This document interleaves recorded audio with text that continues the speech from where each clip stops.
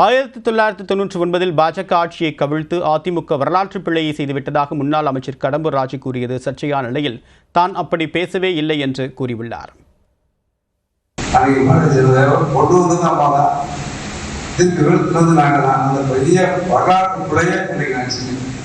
செஞ்சதோட விளைவு என்னன்னா 14 வருஷம் இந்த மத்திய அரசு திமுக ஆயிடுச்சு. இன்னைக்கு இவ்வளவு பொருளாதாரமும் இவ்வளவு வசதியாக கூட அந்த அதிகாரம் அவங்களுக்கு கிடைச்சதுன்னா இந்த அதிகாரம் திமுகவுக்கு இன்னைக்கு இந்த இவ்வளவு அதிகாரத்தை கொடுத்ததே பாரதிய ஜனதா கட்சி.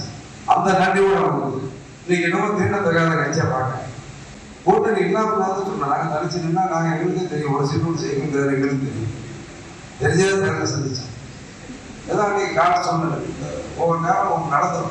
புரட்சி தலைவர் அம்மா அவர்களை விமர்சிக்க வேண்டும்.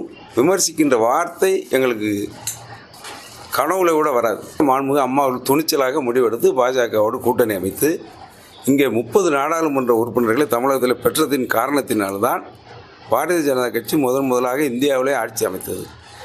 அது ஓராண்டு அந்த ஆட்சியில் இருந்த நேரத்தில் தமிழ்நாட்டின் நலன் கருதி சில பிரச்சனைகளை மையமாக வைத்து நாங்கள் வெளியே வந்து விட்டோம்.